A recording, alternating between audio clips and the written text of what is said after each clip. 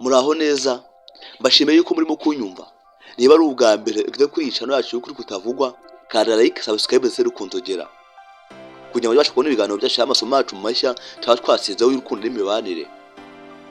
Uyu munsi tugiye kuganira amabanga 7 atuma umukobwa gutekerezaho umunsi wose.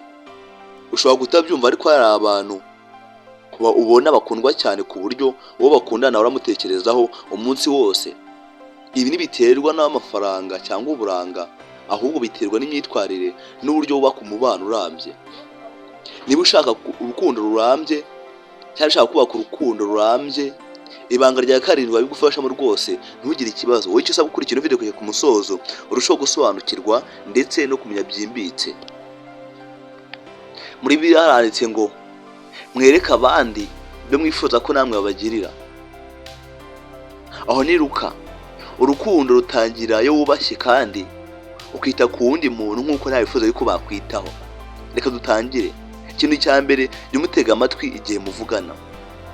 Abantu benshi barumva ariko ntibatega amatwi. Bikuvuga ngo iyo umukobwa umubwiye ikibazo cyangwa yakubwiye ikibazo cyangwa ibyamubayeho, mwereke kumwitayeho. Biba byiza mwereke ko unamushyigikiye. Umurebe mu maso, umubaze ibibazo. Ubike ibyo yakubwiye mu gihe cyashize. Bikuvuga ngo iyo yumvise yuko umwumva, ahora yibuka yuko umwumfite agaciro kurenza uko nisho bitekereza. Gusa ibyo bikurikizwa naho bibaye ni hakeya, kuko uzagutega amatwi ni bake cyane ugereranyije naho dufite muri societe. Naho icya kabiri, jya umuntu uvuga ukuri. Nta kintu gikuri icyizere nk'ukuri, ariko muri iki gihe ngo nta kintu gikuri icyizere nk'ibinyoma. Gusa biringira ibinyoma nabo ntibatinda kubona yuko bibeshye. Nta mwuga ukuri rimwe na rimwe kubabaza ariko kuruta ibinyoma, cyangwa se kuruta kubeshya. Urabona ko umuntu akubeshye wishime, nyuma uzababare. Yakubwiza ukuri ukarakara ariko nyuma ukazishima, kuko biba byiza kurushaho. Ni ukuvuga ngo iyo umukobwa akubonamo ubudahemuka, umutima wawe ugenda ukura kurushaho, kuko netse n'ukanisha bitekereza.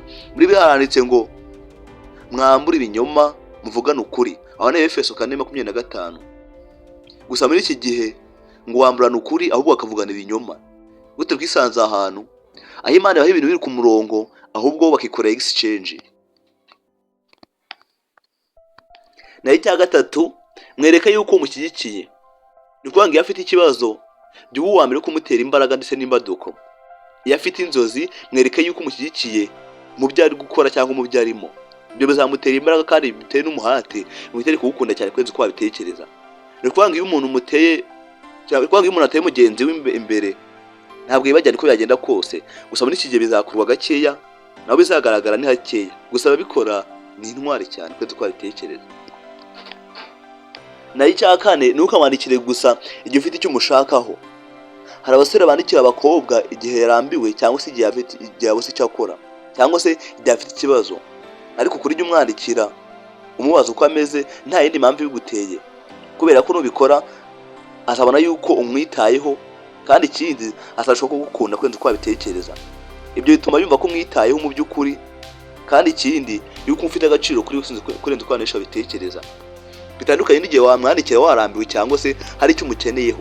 Icyo gihe ntazabiha imbaraga, ntabwo azakwitaho nk'uko nawe wamwitaho. Naho icya gatanu, jya wubahiriza amasezerano yawe.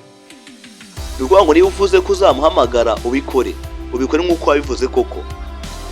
Niba wamusezeranyije yuko muzabonana, tegeza kubahiriza ijambo ryawe, kubera ko nk'umugabo nyamugabo ntuhagarara ku ijambo yavuze. Iyo amagambo yawe ahora n'ibikorwa, icyizere cyawe kiriyongera kandi kigakora kurenza uko wanisha bitekereza. Ibyo ni ingenzi, gusa abikora niba cyangwa kubera ko abenshi byatunaniye. Ariko iyo bishoboye cyangwa se bamwe babishoboye, turabikora. Nayo biba byiza wabikora, utanabishobora ukagerageza, gusa bishobora bakeya. Naho icya gatandatu, mwereka yuko ufite intego. Abakobwa benshi bakunda umusore uza werekeza cyangwa se uza hajya. Ntibisaba ko umushyira, ahubwo bisaba ko ufite icyerekezo, gukunda ubuzima ndetse no guharanira iterambere. Gusa ibyo ngibyo babikora ni bakeya ugereranyije, kubera ko umuntu ufite intego ahora atekereza aho azaba ahagaze ahazaza. Niyo mpamvu rero mwongere imbaraga n'imbaduko yo kuguma gukundwa ndetse no gukunda, kuko ibyo ngibyo usibye no kuba byamukundisha abantu cyane bikanamukundisha uwo mukunzi we, yabafasha no kugira ejo hazaza heza kuko haba harimo iterambere. Naho ikintu cya karindwi, jya umusengera. Iki ni cyo banga rikomeye kurusha andi. Ni ukuvuga ngo iyo umusengera cyangwa iyo usengera umuntu uba umwereka ko umwitayeho, bitari mu byishimo gusa, ahubwo umwifuriza ibyiza, umwifuriza guhinduka kandi akayoborwa n'Imana. Ibihe byiza natwe twayoborwa n'Imana. Ibihe byiza wasaba Imana ko waguca bugufi kugenda mu nzira itunganye, gusa abenshi byatunaniye. Muri byo haranditse ngo mujye musengerana, aho ni Yobu 5:16. Gusengera uwo ukunda ni ikimenyetso cy'urukundo rukuze kandi kiri rufite intego nziza mu buzima. Mbere yo gusana, nshaka kwibutsa yuko nama irihuta atuma umuntu ahora gutekerezaho. Icyo biturukaho ni imyitwarire myiza ya buri munsi. Jya uba umuntu ubaha abandi, kandi ikindi ugira umutima mwiza. Ibyo bizagufasha guhirwa ndetse no kugera ku ntego wihaye. Ibyo ngibyo bihari, urukundo rurakura kandi mu buryo budasanzwe, kandi ikindi rukanaramba.